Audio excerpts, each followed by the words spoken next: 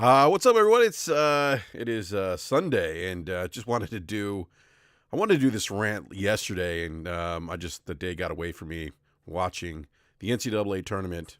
Actually, let me turn my mic down. Hold on a sec here.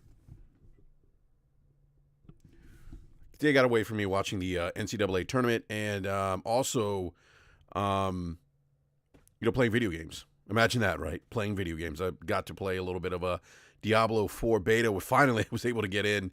Waited quite some time to get in, actually. It was like a 30-minute wait. So, but it's well worth it. Look, I haven't really played Diablo much since really the first Diablo, like 20, oh my goodness, like 20, almost, 20, 24, 25 years ago, I think. If I remember correctly, I was definitely in my early 20s. I know that. Playing it on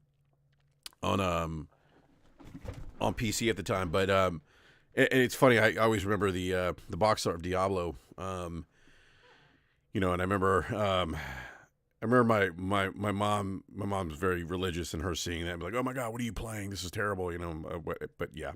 Anyhow, so yeah, the box art kind of freaked my mom out a little bit, but and kind of just briefly dabbled in Diablo 3. Just never really got back into it. Was playing, who was I playing with? I don't remember at the time. Maybe Mooch. Maybe I was playing with Mooch. I don't remember. Maybe not. Maybe Worry. Anyhow, but yeah. I mean, I'm definitely very interested in Diablo 4. Game looks good, and you can definitely get lost. As Slimo Backslap said on a tweet today, big shout out to Slimo. He said it's easy to get lost in that game. It absolutely is. I could see that. And I only put about an hour or so into the beta. I'm going to go back and play some more today. But yeah, I could see how one could easily get lost, just kind of exploring the dungeons and upgrading your character class and things like that. I mean, it's just one of those games where you could just kind of just lose yourself and time will just fly by. So, but that's one of the reasons why I wanted to do this rant, because 2023, as it is shaping up to be, Worry word says, Worry, no, the day got away from you from, oh boy, Worry, what's up, Worry? Worry, by the way, feel free to join in if you have some time, if you want to hop in and chat video games, but do me a favor, everyone, please retweet the link. I'm going to drop the link here in the live chat. Again, this is a very, very impromptu BRAP rant with not much notice. Please hit that like button if you haven't done so already. And if you're new, subscribing. By the way, for those of you who haven't subscribed, somebody messaged me on Twitter and said that they were having some issues trying to subscribe to my channel. So if anyone's had that issue, please let me know, because, yeah, I mean, anyone should be able to subscribe. So I'm not sure what the issue there is, but one person did mention that. So if anyone can, if you guys are having any issues subscribing to the channel, just let me know, because that shouldn't be the case. I'll have to go back and look at settings and everything. I've never heard that, by the way, that you could block that. I don't know.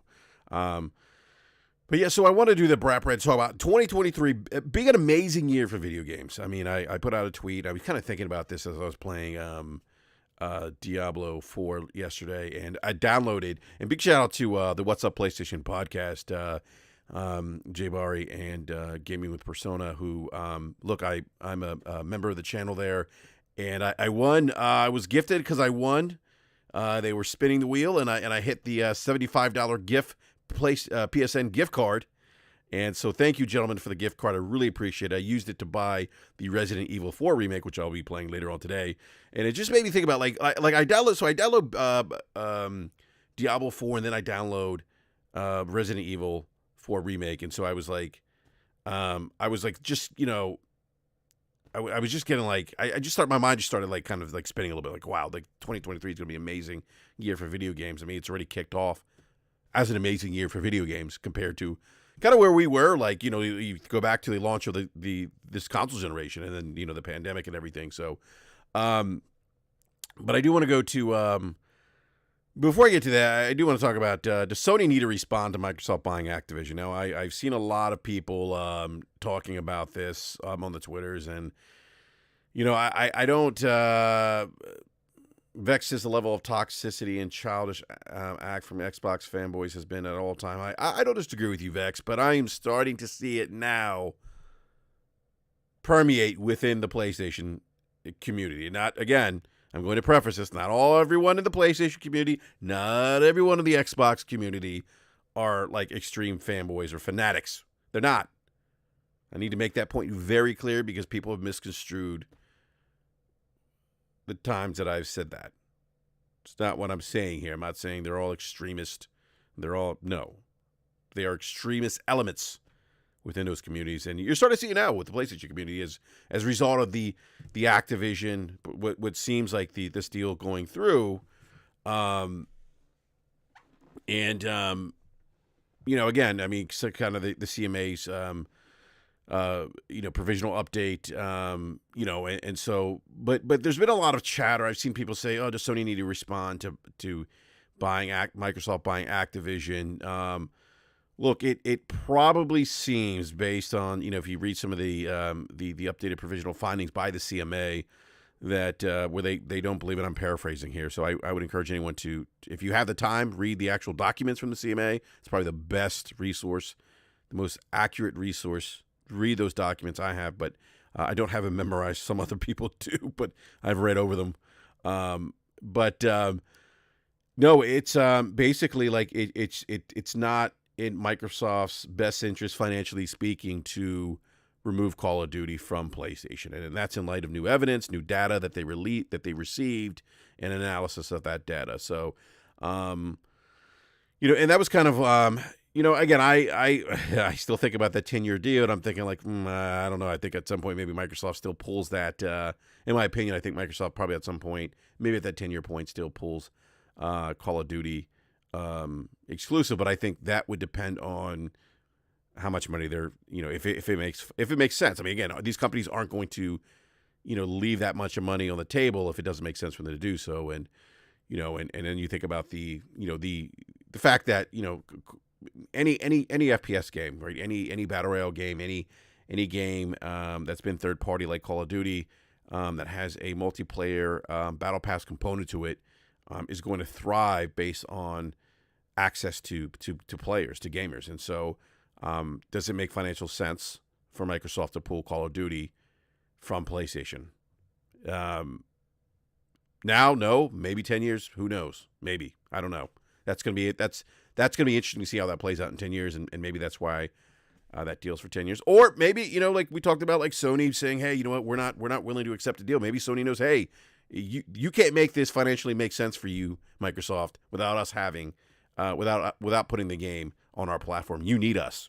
You need us to make this financially viable for you, and therefore, we kind of have the leveraging, if you will, to leverage a kind of deal that we want that makes sense for us. Because again, as I said this earlier, these companies they have fiduciary responsibilities, protect their revenue, their bottom line, and to make their shareholders money. By law, they actually have these responsibilities to make their shareholders money, to do right by their shareholders. So again, I know I sound like I'm beating a dead horse here, but these are things that people seem to skate by when you talk about this merger acquisition. And again, I'm starting to see some very bad takes about people saying, oh, well, the CMA is not listening to Sony's concerns anymore, and it was Sony who brought up these concerns. No, these were concerns that were raised by the regulatory bodies, all three of them, as a matter of fact. So people aren't paying attention and are just kind of spinning things to fit their own narratives, and it's very unfortunate. And so that's all I'll say about that. But it's going to be interesting to see how this deal, plays out. And I'm assuming it's probably going to go through. PlayStation for the win. He says this deal opens up the floodgates for consolidation. That's my concern. I mean, that's something that I talked about earlier in the week, the last BRAP rant that I did, that consolidation doesn't benefit consumers, and people were arguing with me, oh, no, it actually benefits consumers. Yeah, to an extent, maybe in some cases where maybe there's a consolidation of resources to maybe improve infrastructure, maybe you could say that. But then again, I would say, like, look at mobile. I mean, yeah, I mean, sure. I mean, maybe the consolidation in that industry has helped maybe push or improve infrastructure, but it really hasn't benefited us in terms of pricing. I'm paying more now than I've ever had for my mobile service, and then there's not much choice either. There's some choice. I mean, I shouldn't say there's not much. There is some choice in mobile with you have more but even Mint Mobile just got bought by T-Mobile. So anyhow. Even lawyers admitted to CMA used Sony's concerns during the first round of it. Yeah, I mean they did, but they used their concerns. But they also had those concerns as well. I mean, it wasn't that those concerns weren't there. That's my point. They were there, but yeah, I mean, absolutely, they did use some of Sony's concerns in the first round of investigations. But those were concerns that they had as well, as they talked about, anti-competitive, antitrust behavior. When they started looking at this deal. So, but yeah, I don't disagree with you. 3-bit, yeah, to an extent, yeah, that's correct. They did use some of in fact, listen to some of Sony's concerns. And by the way, the regulatory bodies haven't disclosed this, but there were other there were some of those in the industry that weren't revealed. Their names weren't revealed who spoke out against this deal as well. And it's going to be interesting if we ever find out who those individuals were. But anyhow, so yeah, I did talk about this on the BRAP rant, the arms race, if you will, mass consolidation in the gaming industry. And, it's going to be interesting to see if this kind of accelerates it. I think it could. I mean, I think, in my opinion, I think that when big publishers like EA, they see Activision Blizzard getting big paydays like this, and their shareholders are getting big paydays, they may say, hey, let's kick the tires and see what kind of deals are out there for us. Slobo says, apparently some believe Sony should tell Bungie to make Destiny 3 and their new IP exclusive the deal goes through. I mean, why would they do that, though? Like, that doesn't make any... okay, so this is an example of the kind of extremist narrative that I'm seeing from some of the PlayStation community about that Bungie should do this. No, Bungie should not. And actually, Bungie can't do it because it's part of that's built into the contract, the acquisition, if you will. That's built into that contract that Bungie and all its future properties, intellectual properties, are to remain third party. That's built into that acquisition contract, and that was actually reported on when that deal went through. But yes, Slomo, I have seen that, man. Like people saying that apparently that some people think that Bungie should make Destiny 3 and their new IPs exclusive go through if this deal goes through. No, they can't. They can't do that, and it probably wouldn't make. Yes, that's right, 3-bit. They for 3-bit's right. One of Bungie's contracts was that they have free reign. He's absolutely right. He's absolutely right. Bungie cannot, and it wouldn't make financial sense if they're making, like especially for Destiny, by the way. Like, why would you fragment or segment, like break up the community, the revenue stream from a particular community? Like that just wouldn't make financial sense for PlayStation or Bungie. Like, why would they do that if they could do it? PlayStation says, FTW says, Phil took Redfall and Starfield off PlayStation. Why shouldn't Sony fight back? Look, man, Sony's got stuff in the pipeline. I mean, they're going to do what Sony does. They're going to continue to put out really great first-party games that are, that are critically acclaimed. They're going to still do their thing. They have about 10 live service games in development right now. I mean, Sony's going to do what Sony's going to do. They're going to continue to focus on making video games and making good video games.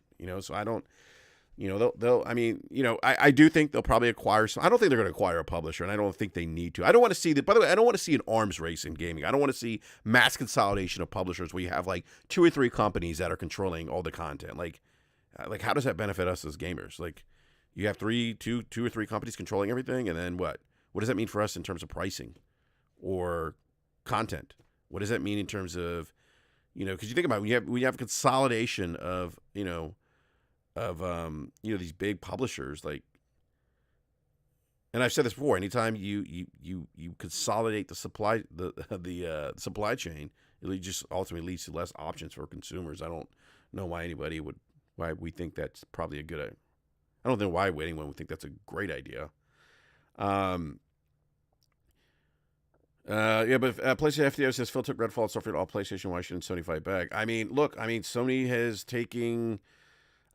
made deals to, timed exclusivity deals with third party, like Final Fantasy 16 and Final Fantasy 7. Who knows when that's coming out? I mean, it may not even come out for Xbox.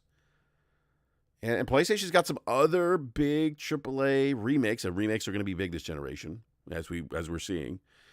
They have some other big popular remakes that are going to be exclusive to the PlayStation platform. They haven't announced yet.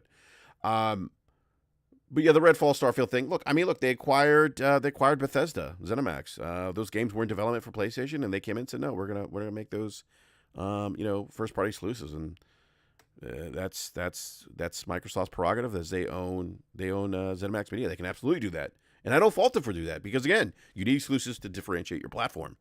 But again, what I don't want to see is this arms race in the gaming space. I don't think that's good for consumers. I don't think less choice is good for consumers. And I say that for Sony. I don't want to see Sony acquiring lots of publishers.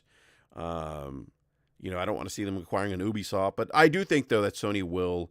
I don't think Sony needs to buy like something at the level of ABK. But I do think they will, buy other developers. I don't see them buying a publisher. Again, I could be wrong. Maybe they announced a deal with Ubisoft. Ubisoft was kind of kicking the tires for an acquisition, but yeah, Slomo's right. He's like, it's not that they shouldn't fight back. They literally can't tell Bungie to do that. Is the point? That's exactly the point, Slomo. So they just can't.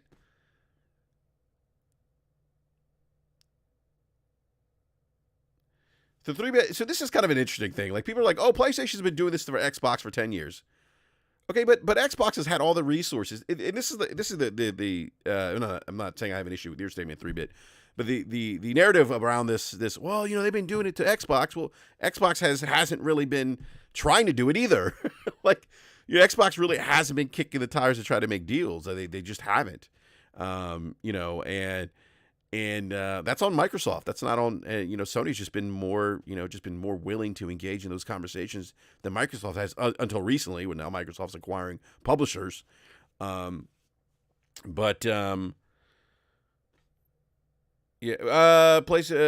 Sony should at least be able to get Square. I mean, if they want to get Square, they can, I guess. Obviously, that deal would have to be approved, but no, I don't think anything's stopping Sony from getting Square, outside of Sony wanting to buy Square and Square wanting to be bought by Sony.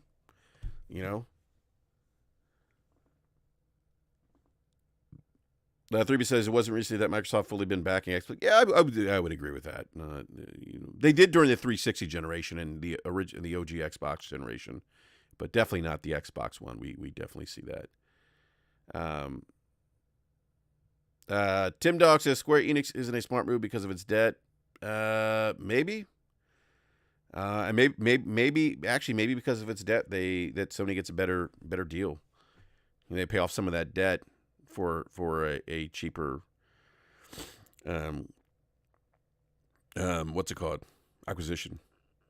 But if not, but Sony might not even have to buy Square. They seem to have a nice business relationship, and they can continue making those third party deals. They may not. They just might not be. Just kind of keep doing what they're doing. But no, I don't want to see. I don't want to see an arms race in the industry. My concern with the ABK deal is consolidation. That's always been my concern with this deal. No, Phil's not a liar. PlayStation for the win. I've seen that too. By the way, I don't think Phil's a liar. I think he's pretty clear. Oh, by the way, what's up, Capono? Good morning to you as well. I don't think. I thought Phil was fairly clear on the acquisition with Bethesda ZeniMax. I saw the video where he kind of is pretty clear about that. It's the Xbox one-on-one video. I forget the name of it, but anyhow, yeah. But again, my only concern with the ABK deal has always been just the consolidation piece. Anytime you consolidate industries, leads to less choice. Less choice means less choice for consumers. That's what concerns me, and I don't want to see that in gaming. But I get the sense that that's probably the direction we're going anyway, unfortunately. And I don't want to see Microsoft acquiring more big publishers either. I don't think mass consolidation like this is necessarily good for consumers. Again, for reasons I mentioned on previous podcasts. But yeah, I don't think Sony needs to go out and buy, Hey, by the way, is that the real Tim Dog? I just want to make sure, because we've had Tim Dog on the show before. I don't see Tim Dog in the live chat much. So if it is Tim Dog, it's good to see you here, Tim Dog, because like I said, we've had you on the show before.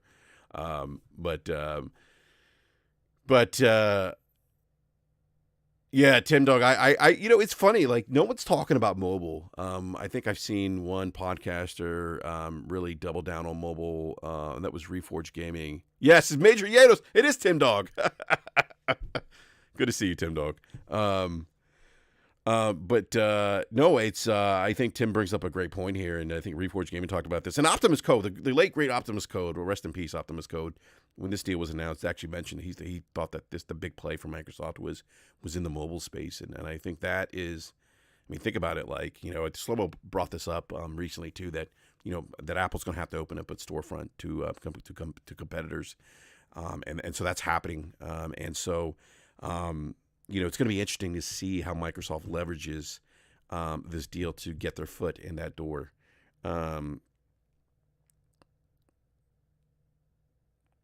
So that's going to be kind of Capono says that we're told that Activision went to Microsoft. Yeah, that's the story. Yeah, that they did approach him.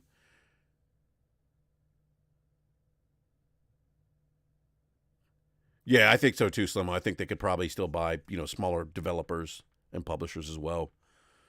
Um, you know, and I don't wonder if they try to buy Microsoft. They try to buy a larger publisher, like if that would really kind of raise the eyebrows of regulatory agencies. You got to remember something too. The regulatory agencies, even if the ABK deal goes through, Activision went to Meta first. Okay, interesting. Thank you, Slomo.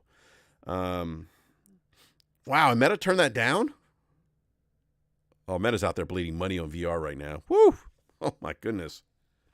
No, the ABK thing. If one thing that people should just remember with this deal, if it does go through, the regulatory bodies can always go back and say, "Wait a minute. I know we proved it, but this is we're starting to see some anti-competitive, consumer behavior coming out of this acquisition." Their things need to be changed. I mean, they can always go back and break things up. There's history of the regulatory agencies doing that. Brett, why do you think Sony won't return Activision's phone calls? Because they don't need to. They don't need to right now. Call of Duty's still on PlayStation. It's Sony's making Activision a lot of money. If you go back and look at the financials, 14% of the revenue from Call of Duty is coming from PlayStation, or Activision. 40% of Activision's revenue is coming from PlayStation, and they didn't report the Xbox revenue numbers because it wasn't significant enough to report. So I mean, look, people forget. I mean, like Sony's kind of in the thing that Sony, the competitive advantage that Sony has, whether the one thing that Sony has. The advantage they have is that they have this big install base. I mean, they have this huge install base.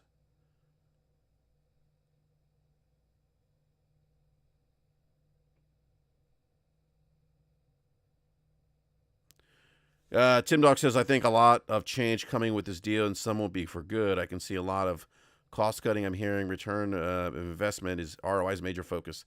That's why I can't say Activision stays third party.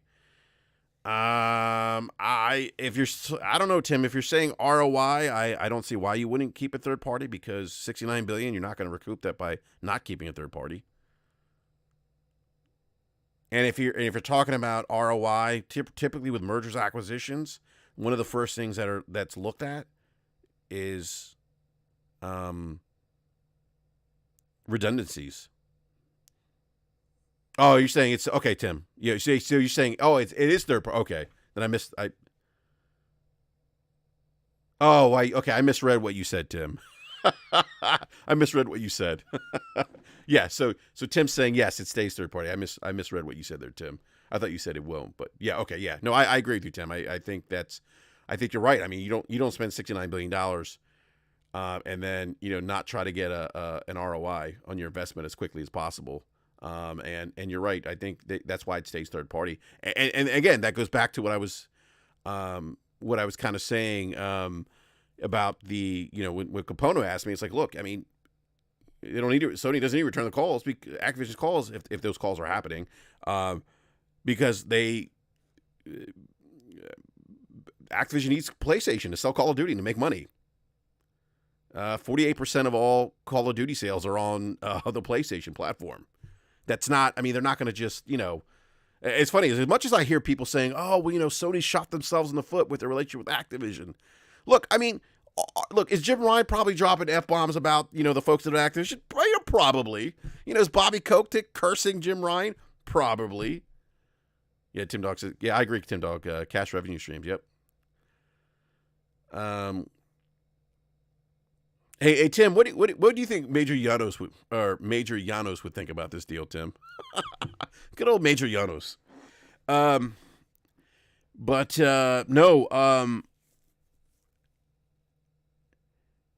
Yeah, I mean, I think, I'm sure, Bobby Kotick's probably cursing Jim Ryan's name and this MFR and I can't believe, blah, blah, blah, and, but at the end of the day, look, if there's money to be made, yeah, yeah, Tim, you're right. He only cared about the power of the console. It's funny, man. Like, I always wondered, Tim, like if when the Xbox One X released, like what he thought about that, because I don't think he was around Twitter at that point, Tim. But you're right. He only did care about the power of the console. I don't know if he really played games either, but no.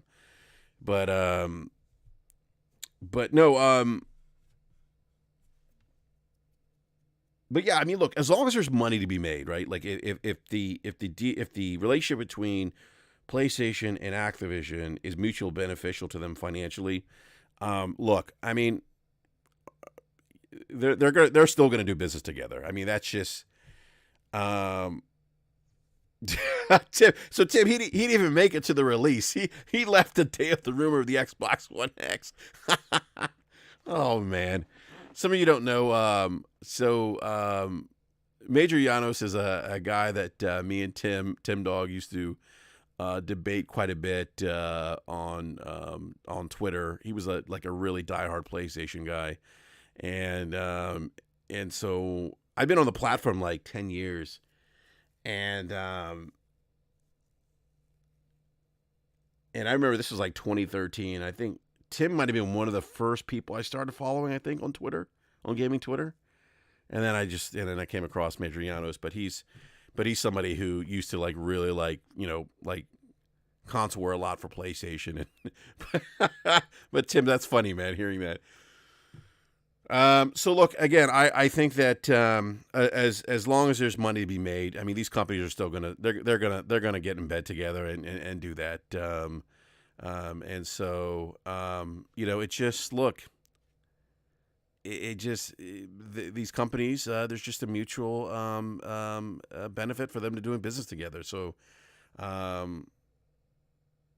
think that at the end of the day, that's they're going to put that stuff aside and just sit down at the table and make money together. And that's it. But I wouldn't be surprised, though, if Sony does acquire some studios, though, because, that wouldn't surprise me. I know Square's kind of the one that a lot of people talk about, Square Enix, given their relationship. But we'll see. I mean, I think like what Capona said, I mean, do they need to acquire Square Enix? I mean, because, they seem to have a pretty good relationship with them right now. I mean, you look, they have Final Fantasy VII pretty much exclusive. I don't even know if the Xbox version of that game's coming out. And then you have Xbox. I'm not Xbox. Then you have, maybe Konami.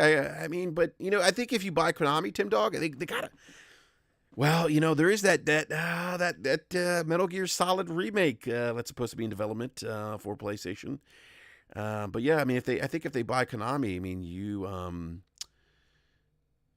I think Capcom's a better acquisition right now over Konami. But I think Tim, if you buy Konami though, if they do buy Konami, I think they need to revitalize some of those favorite Konami IPs, which I mean, because that's the only way. I mean, in my opinion, that's the only way that deal would make sense. But I could see Capcom being better because of some of the IP they have out right now. Monster Hunter, which is huge for Capcom, basically saved Capcom more or less. And then Resident Evil, which has kind of seen a resurgence in its popularity with a lot of the remakes, which are very good, which I'm going to play later today. Resident Evil Remake 4. I mean, Xbox buying Sega. I feel like that's always a conversation.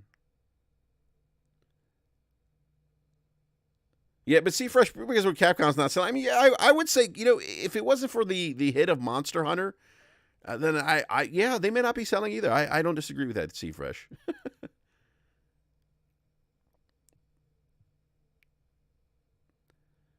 Yeah, but back to what Tim was talking about, like the mobile play. I think that's going to be huge. That's the big play for Microsoft.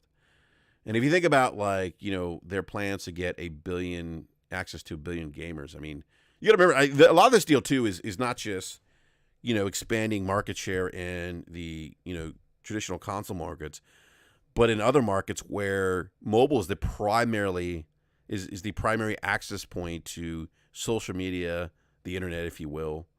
And if you look at India, like that, mobile is like the dominant platform where people access social media, emails, web browsing, gaming. I mean, and I know that I know this too because I actually just spoke to somebody recently at Amazon, and they were telling me that they designed because India, a lot of people don't have desktops. India. Yeah, I don't agree with Gaz saying consolidation is good for the gaming industry. I mean, it's good for the people that are doing the consolidating, but it's not really good for consumers. I mean, we've seen that in other industries where we typically end up paying more. So yeah, it's great for those companies that are consolidating and making money, making lots of money. But not for consumers. Yeah, but no. But and I was talking to this person from Amazon recently, and they said that they developed one of their, because in India, like, they don't have a lot of, like, desktops aren't like a thing. Like, people have desktops, but not the same way that we do here in North America, in Europe, and mobile is the primary device there. And so a lot of people, they design their training curriculum at Amazon around mobile devices. So I think that when you think about and you hear about them, Microsoft talking about reaching out to a billion gamers, and I think grabbing market share, it's also in those markets that aren't really traditional console markets where people have the ability to access content, but it's via mobile. And so that mobile piece, I think, is going to be huge in those markets like India. In Asia, where mobile's big, so I think that's kind of the big play too, like what Tim's talked about, what Optimus Code talked about, what Reforged Gaming talked about, as well. That the big get here is mobile. Three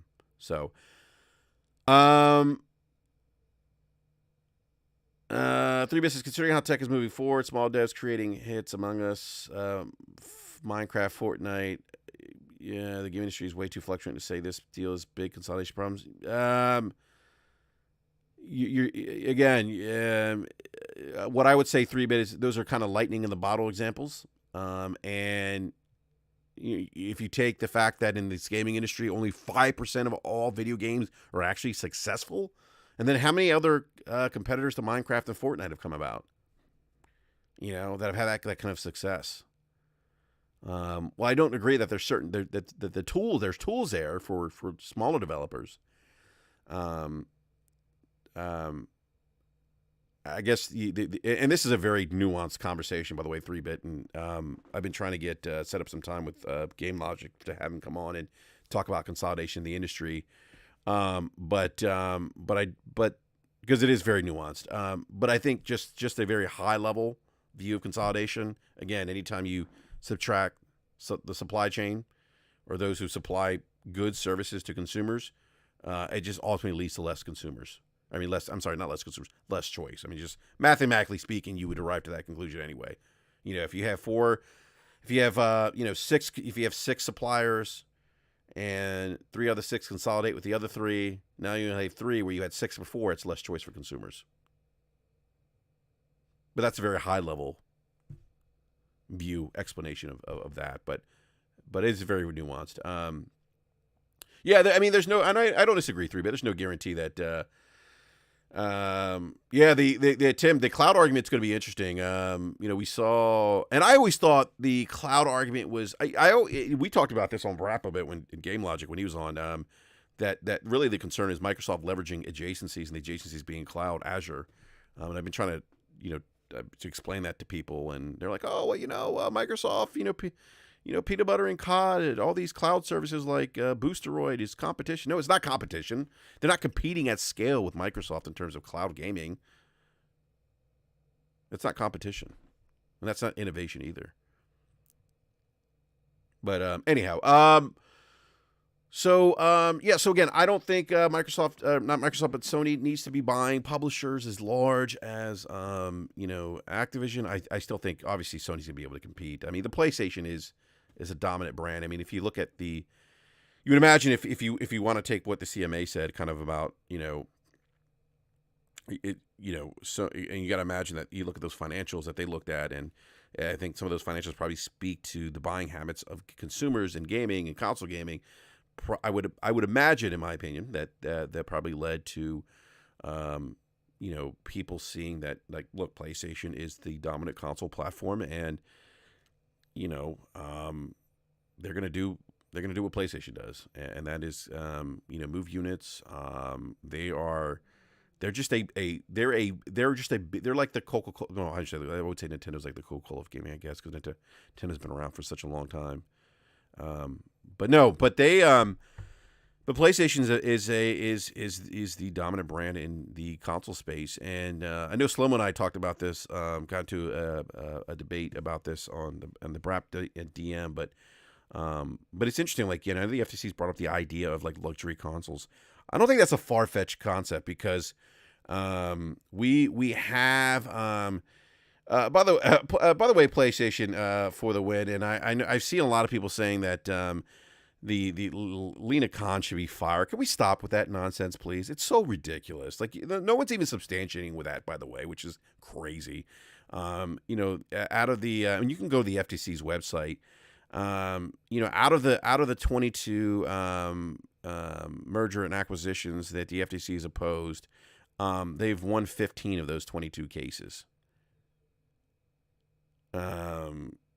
Yeah, Buck, that's just ridiculous, man. Like, put your big boy pants on, dude, and let's stop with that nonsense, man. Like, that's so, like, I got to a point now where, like, again, like I said this before on the show, like, I'm not tolerating that kind of conversation because it's ridiculous.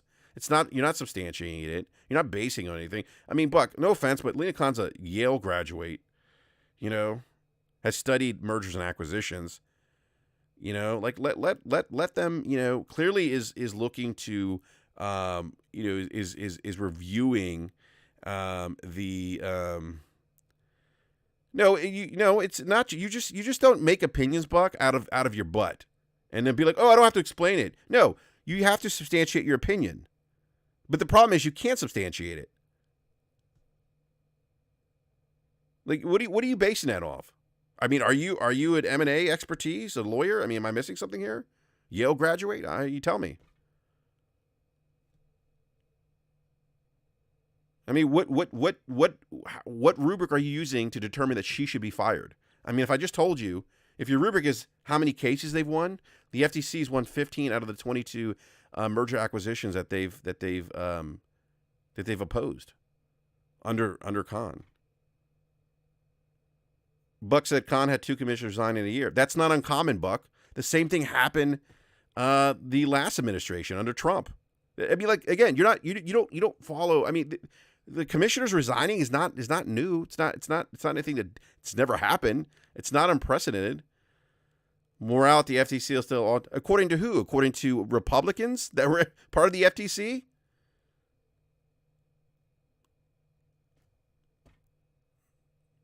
Again, those were the same conversation talking points during the Trump administration. It's politics. I mean, I don't know what to tell you, Buck. I mean, you're using politics to try to justify her being fired. I mean, should the previous FTC chair during the Trump administration have been fired too? Because that was the same thing. The same exact thing.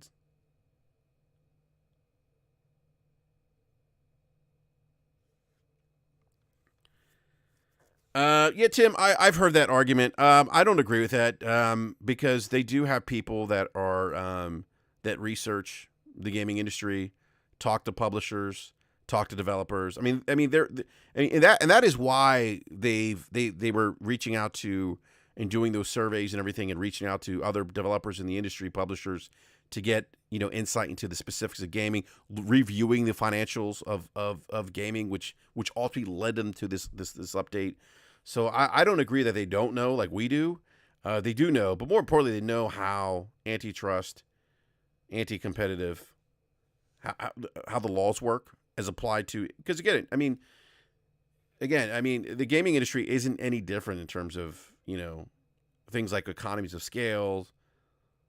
It's not. It doesn't have its own set of economic laws.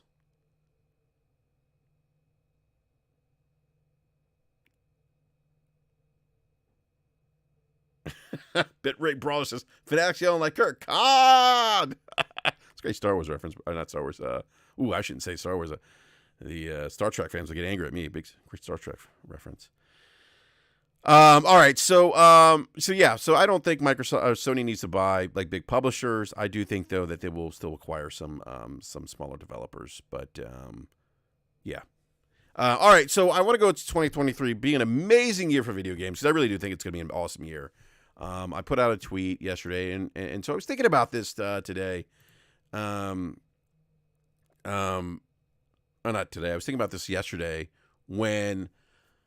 so I downloaded Resident Evil Remake 4, and then I'm downloading the Diablo 4 beta. And I'm like, wow, like what a great weekend of game, right? And on top of that, I've been playing. I can't believe I've even gotten back into Call of Duty, but I haven't been in I got back into Warzone when Warzone 1 came out, and that was kind of my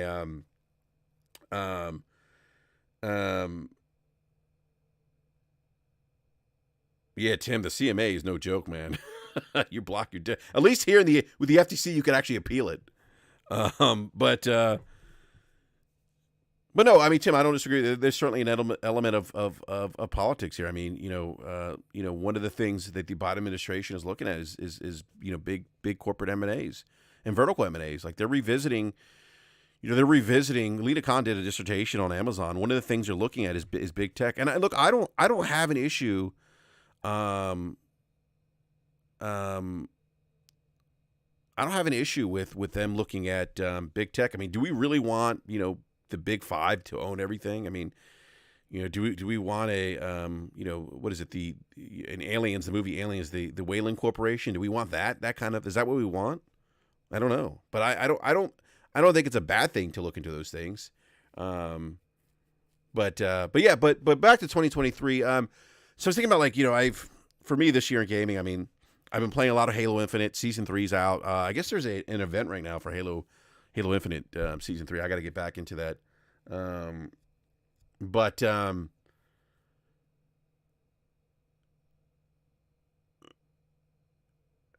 was looking at Diablo 4 beta opened up. It was open beta this weekend. The closed beta was last weekend for those who pre-ordered.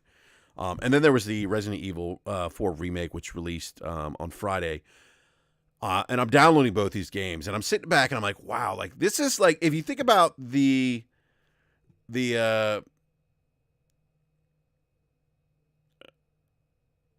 Dog saying Hellblade 2 probably March 2024. I hope Hellblade 2 comes out March 2024. So if you think about I was thinking about all the games that have come out this year, was it what's the game that just released on Game Pass from hold on a sec here. Lo Wong Falling Dynasty. I had to look that up because I couldn't remember. By Team Ninja. Lo Wong Fallen Dynasty, that released. Hogwarts Legacy, that released. PlayStation VR 2 released with the different with many new VR titles. Resident Evil Remake 4. And I'm thinking about all the games that are coming out this year. Starfield is my most anticipated game of 2023. But I was thinking this year just stacked. And I want to talk about this because there's been so much talk about the ABK deal. I know we talked about it earlier in the show, but there's been so much talk about the ABK, and I'm thinking about how 2023, how there's just so much content coming out. This is going to be an amazing. This might be the best year, in my opinion, of this console generation that we've seen so far. Legend of Zelda: Tears of the Kingdom comes out in April. Spider-Man 2 is coming out. Looks like it may be coming out. Looks like Tony Todd made Spider-Man 2 release in September. Final Fantasy 16 is coming out this year. Starfield, Diablo 4, Star Wars Jedi Survivor, which they're running commercials for, by the way. I saw commercials for Star Wars Jedi Survivor during the NCAA tournament. Dead Island 2, Horizon Forbidden West, Burning Shores. I mean, like, there's so much content coming out. And there's other games that I haven't mentioned, but those are the ones that come to mind, the ones that I'm most looking forward to this year. But there's just so much content this year that's coming out. Like, yeah, Capote, I love Bethesda games. Love them. I mean, I remember, playing Morrowind on the original Xbox. I mean, that game was just amazing.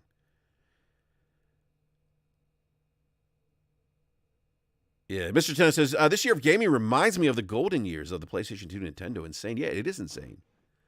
It's insane. This is what gets me excited. This is what gets me excited. Yeah, Captain Crunch, I would say I'm anxious. I'm excited to see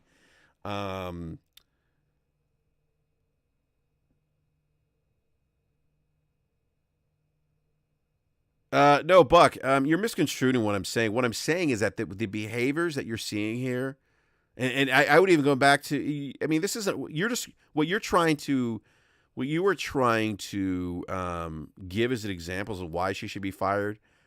You could, then every FTC chair before her should have been fired then, because that's not uncommon. That's my point.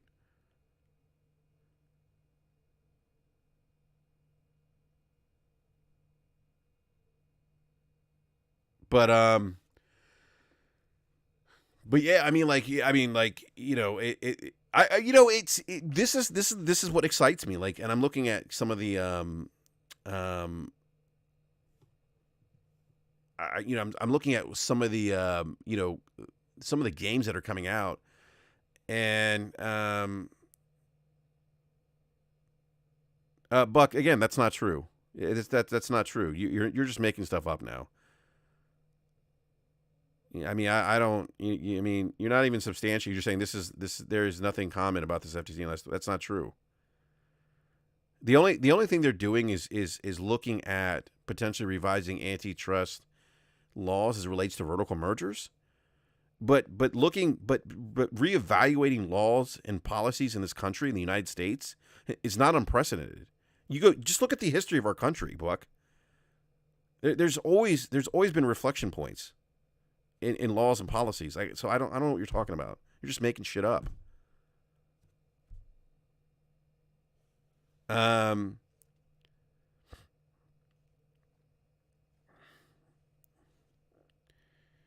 Yeah, and then Redfall's coming out as well.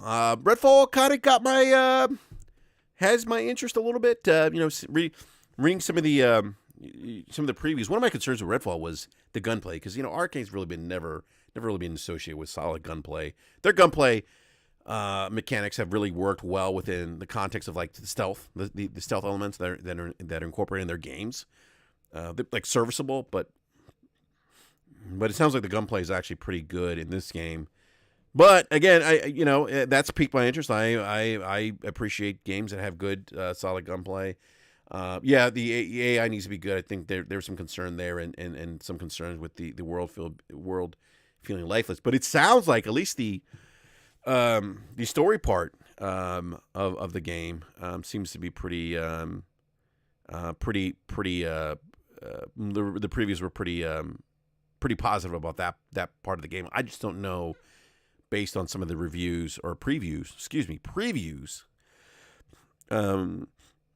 I don't know if this game is going to hold my attention. If after I complete the campaign component of the game. Did the audio cut out? Tim Dog saying the audio cut out. I hope it didn't. Let me know if you guys can still hear me. Uh-oh. Let's see here. Okay, so okay, audio's okay. Yeah. Seafresh, I don't trust the previews of Redfall. What did you trust about them? I'm just curious. But yeah, I mean, I think the gunplay, the campaign component sounds interesting to me now. Like that's why it's kind of got my attention. So I'm gonna give it a. Look, I do have Game Pass. I don't really use Game Pass. That's kind of been my complaint about Game Pass. I don't use it. So I may use it. I'm definitely going to use it to try out. Um, you know, actually, Buck, that's not uncommon, dude. It's politics. It's happened with other FTC commissioners. I mean, I don't know what to tell you, man. And a lot of it's political. I mean, I don't. It's yeah. I don't know what to tell you. You can look this stuff up, Buck. But yeah, no. So I think 2023 is going to be an amazing year for video games. I can't wait. I'll definitely. I'm going to give Redfall a try because, like I said, I have Game Pass. So I'll give it a try, and and then again, I'm just looking forward to some of the other games. So, oops, hold on a sec here, guys.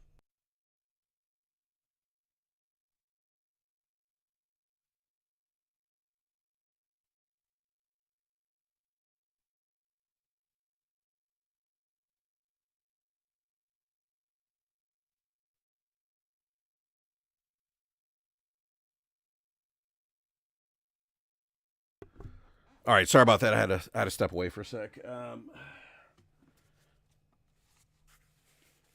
But yeah, I'm like I said, this is going to be an amazing year for video games, and if Diablo 4, I will say this, I was hoping Diablo 4 would come into Game Pass. It's not going to happen, but no, Diablo 4. I mean, geez, there's so many games coming out, so many games. I see people giving Redfall meta predictions. I will say this: I do have a concern with people putting a lot of the eggs in their basket on Starfield. Let's let Starfield breathe.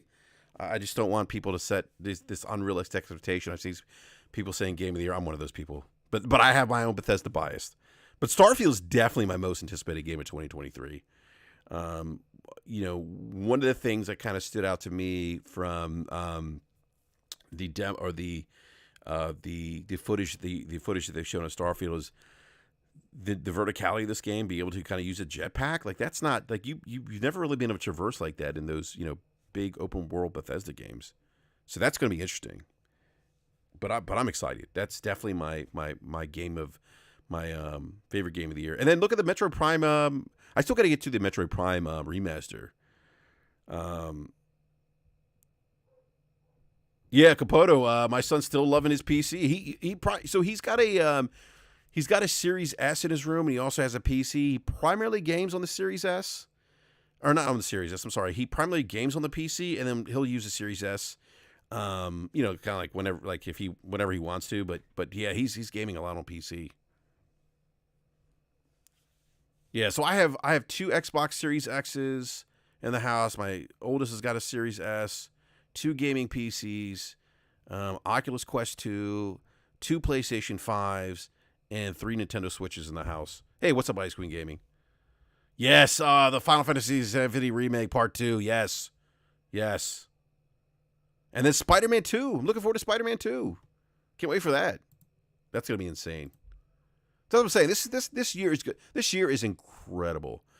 And I do think, I think, while I understand everyone talking about the ABK deal for obvious reasons, I do think we should kind of celebrate as gamers like how great 2023's turned out so far, and we got so much more content coming out. It's been a great. I mean, look at the stealth drop of Hi-Fi Rush. I gotta get back to Hi-Fi Rush. But look at all this stuff that we've gotten this year. I mean, it's just been incredible so far, and all this other stuff that we have coming out.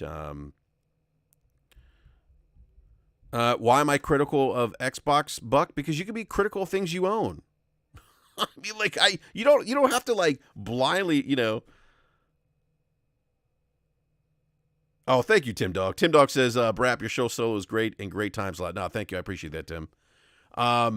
No, I mean, because Buck, I mean, look, again, you probably haven't listened to the show or when I was on Ham Solo's show, but I talked about why I'm critical of Xbox, and that's because of my 20 years of experience in the Xbox ecosystem as a platform holder. There's certain benchmarks that I'm using, previous benchmarks that I'm using to assess how Xbox is performing per my use case. Tim Dog with a $5 super chat. Thank you for that, Tim Dog. I appreciate it. Keep up the good work. Nah, Tim, thank you, man. I appreciate that. I appreciate it. It's great seeing you in the live chat, Tim. We'll have to get you back on BRAP again soon. It's been a long time. Like as I mentioned earlier, show Tim's one of my first probably people that I started following. Yeah, we'll talk soon, Tim. One of the first people I started following on gaming Twitter. So, well, I mean that's I don't think I go over the top, Buck. I just have a different perspective on Xbox than you do. That's all, and that's fair if you're not as critical as I am.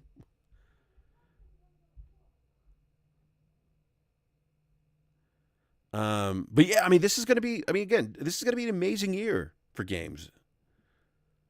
It's going to be an amazing year. Like I like just take my wallet. Take my money. Just give me the games. I tell you. I can't, and then there's E3. We know Sony's going to have a show, probably sometime before E3. At least that's the rumor. That's been one of my complaints about PlayStation. Like, we haven't seen a show, we haven't seen a big showcase for them in quite some time. I'd like to see what else they're working on, because it's funny. Like when you think about like E3 back in, prior to the pandemic and prior to this console generation. I mean, it was such a big event. It was kind of like Christmas in June. Like you got insight into new games that were coming out, and it was just exciting. And so I kind of want to see that. I kind of want to see that from Sony, from Nintendo, and from Microsoft as well. But I'm trying to think if there's any other games I may have missed that are coming out later this year, or the ones I just mentioned.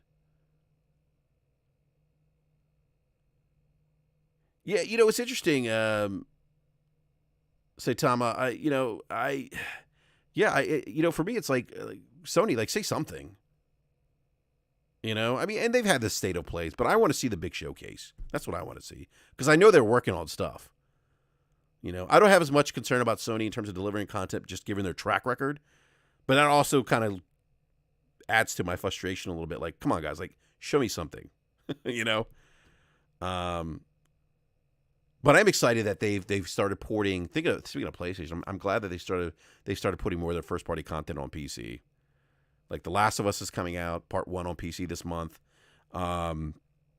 Also, they did Returnal on PC. So, yeah.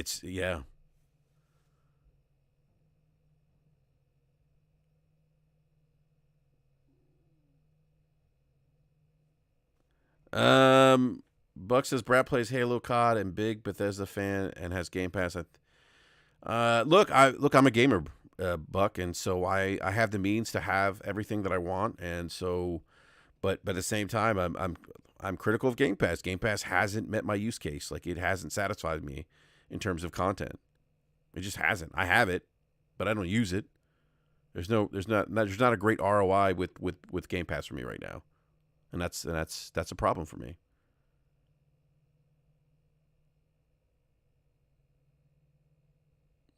Yeah, Capono, I need to try Returnal on PC. I've been meaning to try that, man. I've heard it looks amazing. I'll have to try it out. Yeah, I mean, and not to say that, by the way, not to say that Game Pass hasn't had any good content. They've just released games I've already played. Ni no Kuni 2 just came out. Dragon Quest 11, actually, that was I didn't play that, but that came out. And actually, I did use Game Pass recently for Persona 4 Golden. So, I mean, and not to say that they haven't got good content, but majority of the stuff that they have in Game Pass are just games I've already played. If you haven't played those games, then I would say if you have Game Pass, try out Ni no Kuni 2, try out Persona 4 Golden, try out Dragon Quest 11. Those are huge gets for Microsoft, by the way. If you want them to still get those games, you gotta play those games. They're not going to spend money for games that people aren't going to play. Yeah, see, Fresh, you might need to do that, dude. Starfield, do it. Do the dollar deal. Do the dollar deal. Yeah, Atomic Heart, Hi-Fi Rush, Wolong. Yeah, no, those are great additions to Game Pass. They just, I'm not interested in Atomic Heart. Hi-Fi Rush didn't grab me, but Eric Jackson's been telling me to go back and try it out, so I may do that. And then Wolong, yes, Wolong is a game that's on my my to-do list, but I want to get to Resident Evil 4 before I get to Wolong. But those are great additions. Again, when I talk about Game Pass, again, you hear me say my use case. I'm talking about myself. I'm not saying that other people can't be excited for Game Pass or that the games that Nine Lives mentioned aren't games that could appeal to other people. Absolutely. Just those two get outside of Wolong, those two other games haven't moved the needle for me.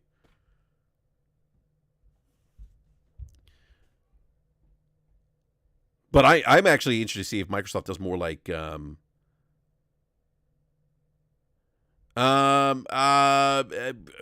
because Diablo 4, they've already come out and said, I think it was Rod Ferguson came out and already said, Buck, that Diablo 4 won't be in Game Pass. Apex Purse says that BRAP serious question. If Sony didn't constantly buy third-party time exclusives to give time to their first party, do you really think their track would be it is now even with dumb quality thing? Well, I don't understand the question, Apex. I'm just saying they have a good track record of delivering content, first party and with third party timed exclusives. I mean, you look at their body of work for the last 25 years. I don't. Yeah, I don't know. I don't know, Buck. I mean, the FTC deal. The FTC isn't going to hear the case till August. And so Diablo 4 releases in June. So let me see something here real quick.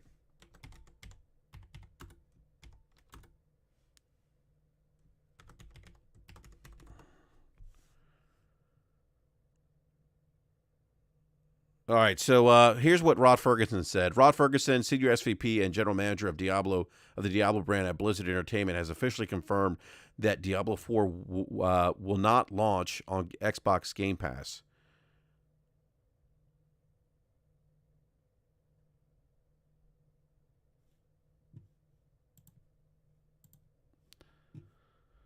So Buck, he's saying that okay, when I said won't be on Game Pass, I meant won't launch on Game Pass. I'm not saying it will never be on Game Pass. Obviously, at some point, you would imagine Diablo was going to be on Game Pass should the deal go through.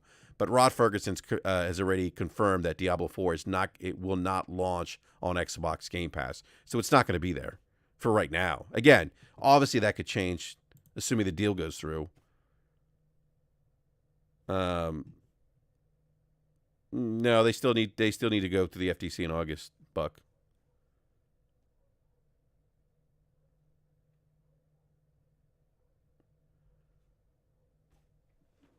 So yeah, I mean, if the deal closes after that launch point, yeah, they could absolutely throw it in Game Pass, as they should. They own it, as they should.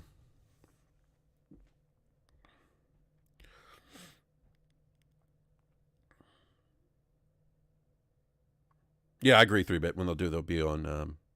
By the way, who's excited for Diablo 4? I'm just curious. Show of hands in live chat. And by the way, everyone, I've been talking about all these great games coming out in 2023. Let me know in the chat, what are your most anticipated games of 2023? Like, what are you looking forward to? Because I'm interested. Yeah, I agree with you, Ice Cream Gaming.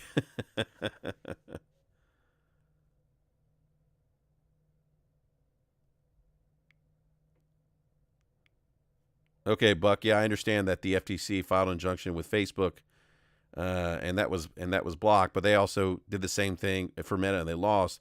But they also did the same thing with with the act with what's it called when they there's a government contractor, or Lockheed Martin tried to acquire another government contractor. They did the same thing and won. So again, I wouldn't like people are taking like the meta thing as, oh well, that's proof that this is that they're going to lose. No, because they have other cases where they've done the same thing, like the acquisition of Lockheed Martin of another government contractor. They did the same thing and they won that one. It's on a case by case.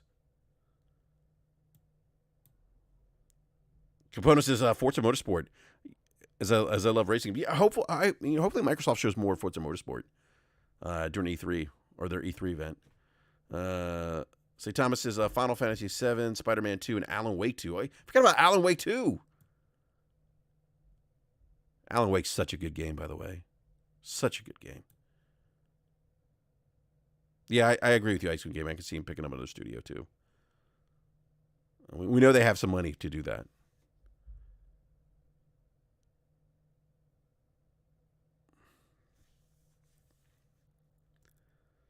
Spider-Man, Seafresh says Spider-Man 2 and Zelda. Those are solid choices. I tell you, that Zelda, oof. I'm excited. Yeah, original Alan Wake was really good on the 360. I tell you, the 360 had so many great games. Such a great console. Yeah, I could see that. I could see that Ice Queen Gaming, Square Enix.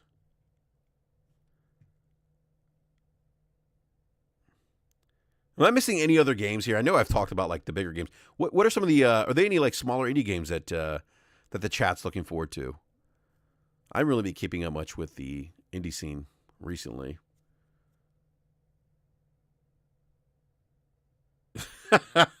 Buck says channel your inner 360, Brad. Hey, look, Buck, if Microsoft's delivering content the way they did on the 360, then yeah. But they haven't done that yet. Hollow Knight, Apex Legends says Hollow Knight Silksong. Stalker 2 if it drops. Yeah, Stalker 2 looks interesting. I could see Stalker 2. What about Diablo 4? Anyone play Diablo 4 beta? Anyone looking for that? Stellar Blade's another one. What will Sony do? A Compono says 5150 says Brad predict when Sony will do a big showcase. Oh, let's see, man. When are they gonna do a good showcase? Big showcase. I'm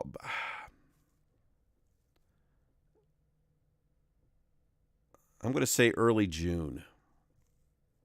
I gotta ask B Money. B Money. As you know, we call him. We refer to him as B knowing stuff. So B probably knows.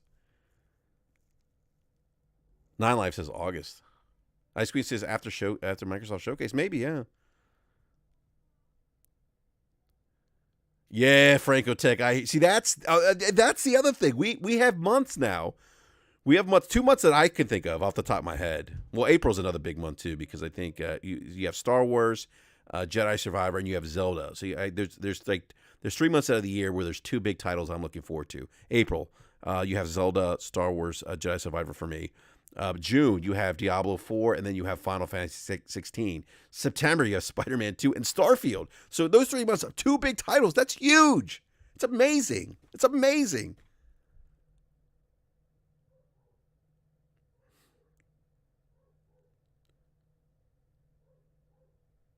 And by the way, the Final Fantasy 16 footage that they showed off at PAX East, wow, that game looks incredible.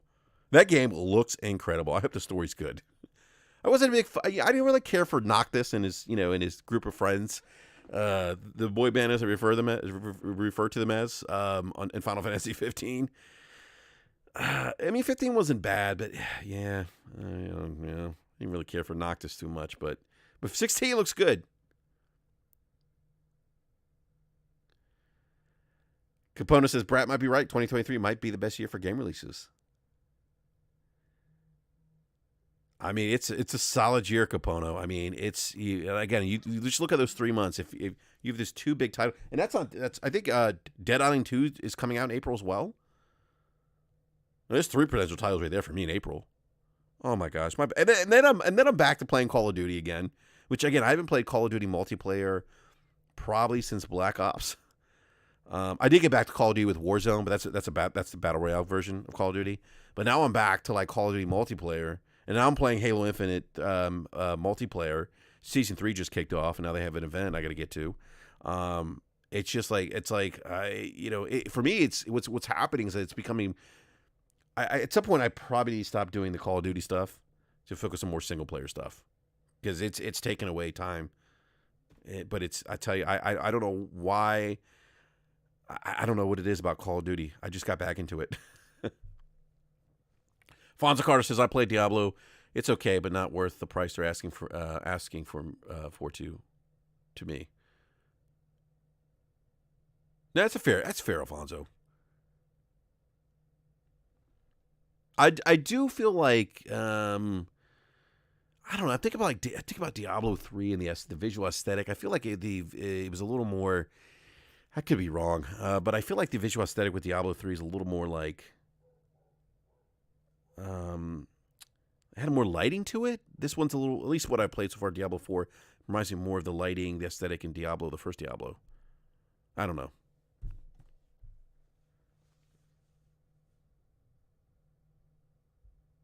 Bitrate Brawler says, never cared for Diablo. Infection Free Zone, Urban Strive. Give me some other indies. Hey, what's up, Royal Boyle? Buck says, BRAP, what you looking forward to from Sony Showcase, new Bungie IP, Factions 2, Haven Studios, Knights of the Republic, Wolverine. I'm excited to see from Sony. Yeah, I would say I'm excited to see all those things. Hopefully we see, they're working on 10 live services games. I know they have two FPS games in production right now that are going to be exclusive, apparently. We'll see what those are, but if I would look forward to see that. Sony's got a lot of stuff. My understanding is that PlayStation is going, again, you heard me say remakes earlier. They're going to bring back some of the they're going to tug at those nostalgia strings this generation too.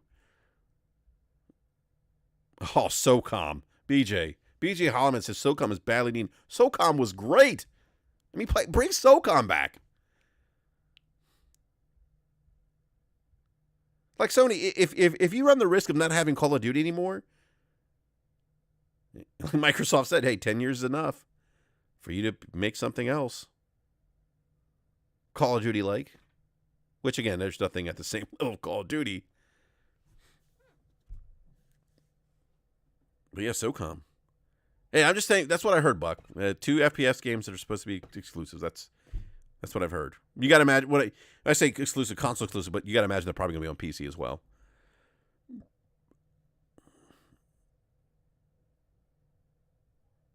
Alfonso says I'm playing, what's it called? Tichia? It's a great indie game. I'll have to check that out.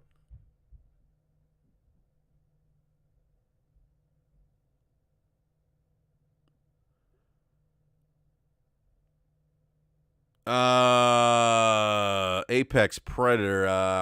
The Sony Square's not worth $768 billion. That's not correct. I think their valuation, hold on.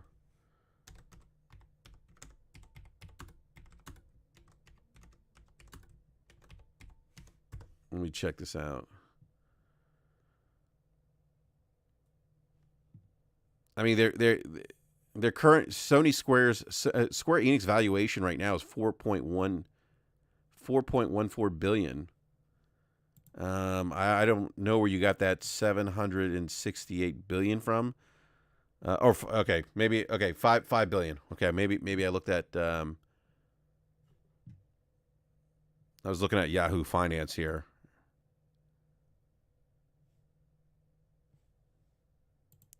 Oh, I read the wrong market. Okay, they're valued at market cap current 4.71 billion is Square Enix. I looked at the wrong one.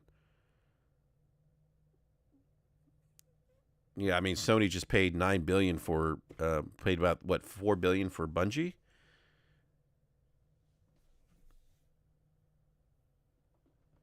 I mean, yeah, Sony could afford them. You got to remember, like, they don't have to do cash deals either. Like you can acquire studios by taking out, financing acquisitions.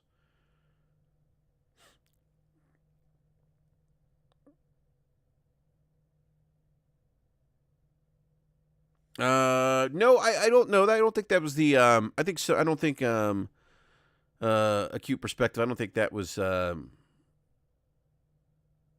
the acquisition of Bungie was, Sony's response per se.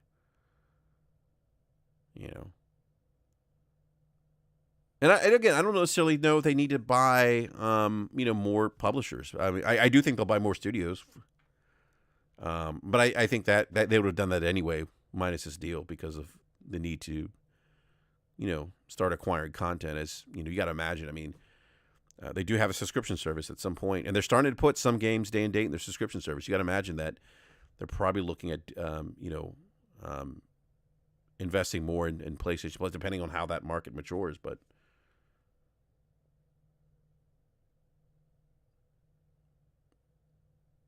Ted says, Sony has Deviation Games, former Black Ops team, doing a first-person shooter. He's to push the studio and work with Bungie on creating a COD competitor.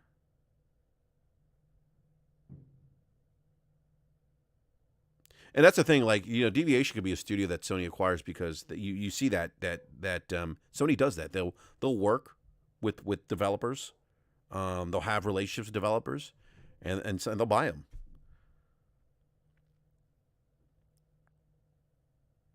Yeah, Apex. I don't know, man. I mean, I can give you the, if you go to Yahoo Finance, you'll see it. Actually, let me. Oops. No, I don't want to do that.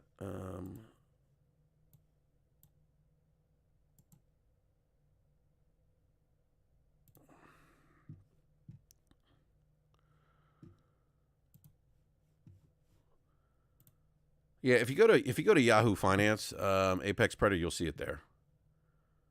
Here, I'll drop the link for you here, Apex Predator. There's the link.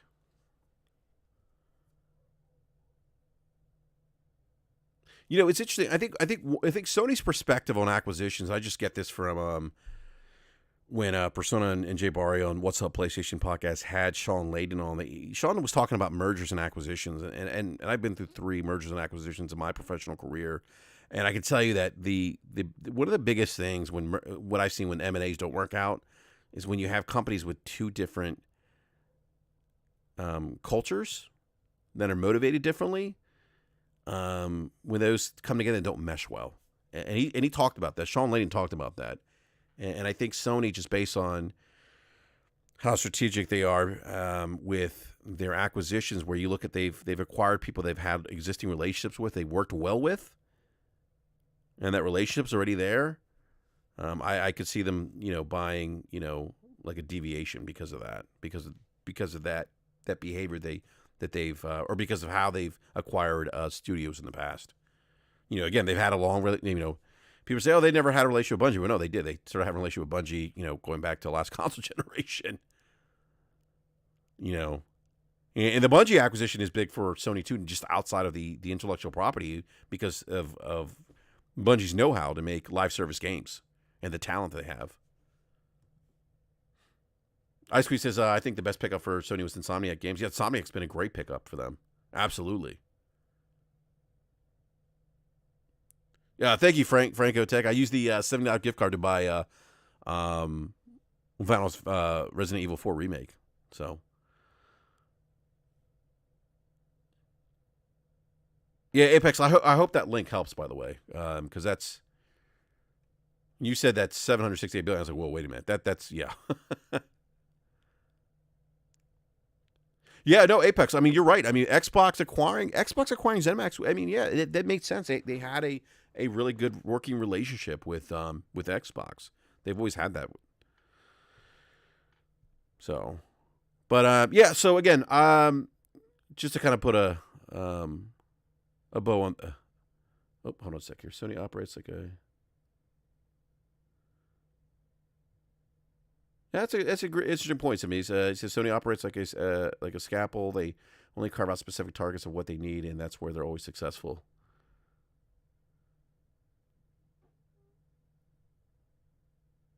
Yep. So, all right. So look, I'm going to go ahead and wrap up this morning's rant, but I want to say thank you to everyone who came by again. This was very impromptu. I really appreciate it. And let's talk more about these great video games coming out in 2023. I mean, this is, again, I think going to be an amazing year for video games. I mean, so much content's already dropped. We have so much more coming. We still have E3. We still have Sony, presumably doing a showcase. Hope Sony does a showcase. That's the rumor, they're going to do a showcase. But we got so much content coming out. So, again, everyone, I want to thank you, everyone, for coming out, hanging out with this morning. Again, it was very impromptu. Please do me a favor, hit the like button. And if you haven't done so already, subscribe to the show. Hit the bell notification so you're alerted when we go live. And, we'll be back next Wednesday at 9 p.m. Eastern Time. May have 2 guests on. I do have 1 guest confirmed.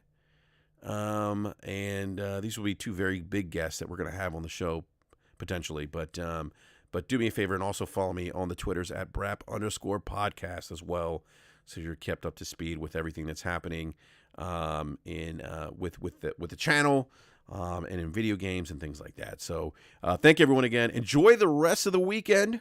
Go play some video games and have fun doing so. We'll catch you next time.